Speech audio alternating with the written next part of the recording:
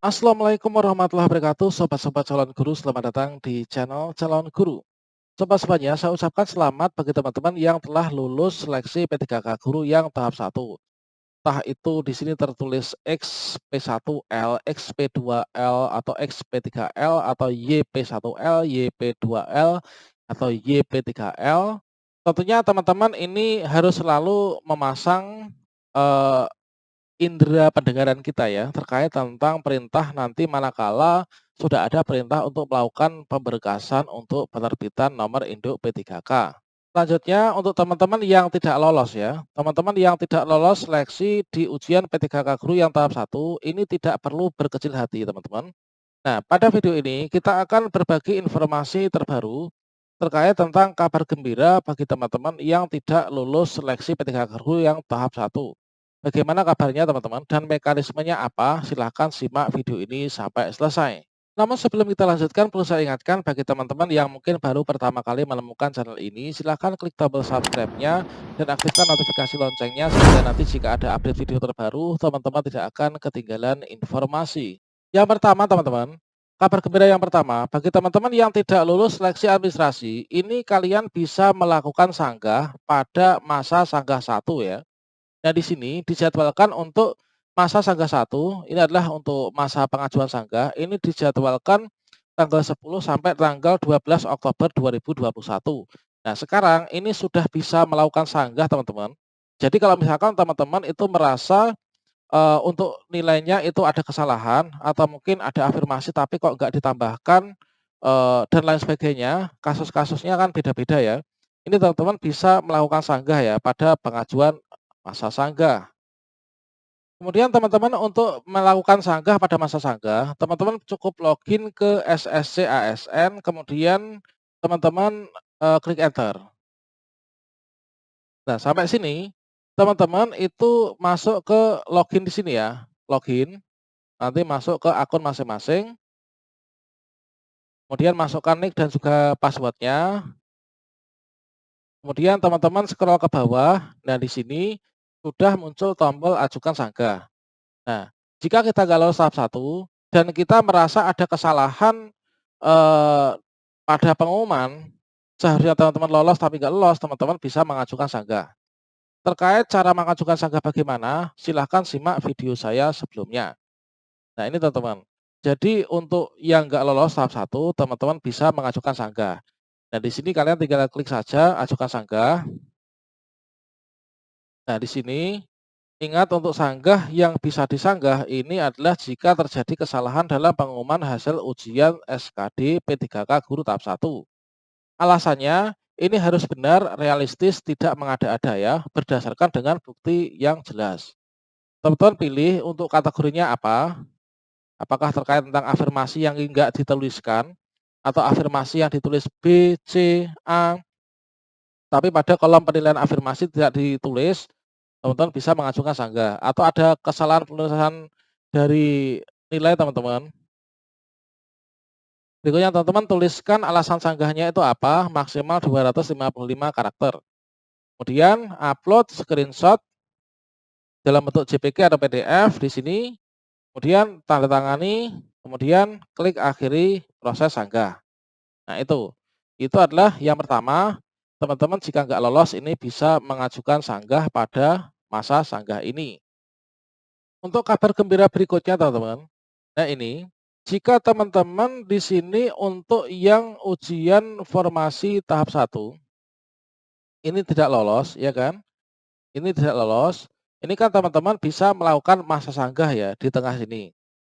Kemudian kalau teman-teman ini tidak lolos juga pada masa sanggah, maka nanti menjelang ujian yang tahap 2 ini teman-teman memilih kembali formasi yang masih ada teman-teman. Kalau di ujian tahap 2 teman-teman lolos, maka nanti mengisi formasi dan persiapan untuk pemberkasan nomor induk P3K. Kalau nggak lolos lagi, teman-teman bisa melakukan sanggah lagi teman-teman. Sanggah yang tahap 2 ya. Kemudian jika di masa sanggah tahap 2 ini tidak lolos lagi, teman-teman nanti memilih kembali formasi untuk ujian yang tahap 3. Kemudian di tes tahap 3, jika teman-teman ini lolos mengisi formasi tahap 3, jika tidak lolos, teman-teman bisa melakukan sanggah lagi. Kemudian teman-teman, di sini jika kita tidak lolos passing grade dan tidak lolos formasi. Kemudian, jika kita lolos passing grade namun tidak ada formasi, maka di sini teman-teman nanti bisa mengikuti optimalisasi formasi. Yang dimaksud dengan optimalisasi formasi ini adalah dari formasi-formasi yang masih tersedia setelah ujian tahap 3, namun tidak terisi, maka nanti dari teman-teman yang lolos passing grade, namun tidak lolos formasi, maka teman-teman akan diberikan kesempatan untuk memilih formasi yang ada, akan ditawari teman-teman. Jadi teman-teman, ini merupakan sebuah kabar gembira bahwa untuk ujian P3K Guru tahun ini dilakukan ada 3 tahap ya. Kalau nggak lolos tahap 1 itu masuk tahap 2, kalau nggak lolos tahap 2 itu masuk tahap 3. Nah, teman-teman upayakan ini untuk bisa memenuhi nilai passing grade ya. Namun ada hal yang perlu kita ingat dan kita persiapkan, supaya kita bisa mengatur strategi teman-teman untuk ujian P3K Guru tahun ini. Nah, teman-teman, meskipun di sini dibuka 3 kali kesempatan seleksi, perlu kita ketahui bersama bahwa, setiap kali seleksi, ini ada hal yang perlu kita perhatikan ya.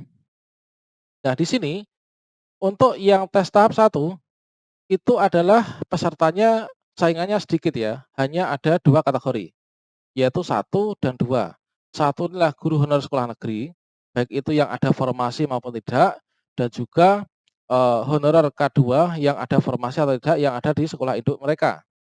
Nah, di sini untuk tes tahap 2 ini kita tidak hanya bersaing dengan sesama guru dari kategori 1 dan 2 yang tidak lolos seleksi dari tes tahap 1, tapi juga kita akan mendapatkan saingan lagi teman-teman. Nah, saingan kita, wah ini nggak main-main. Ada 3 dan 4 ini.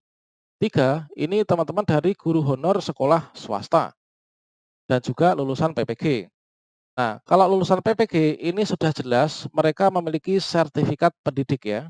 Nah, serdik yang untuk nilai kompetensi teknisnya ini langsung lulus teman-teman, yaitu 500 poin, dapat afirmasi 100%. Kemudian dari teman-teman yang guru honor sekolah swasta, nah ini ada sebagian yang memiliki sertifikat pendidik dan ada yang tidak.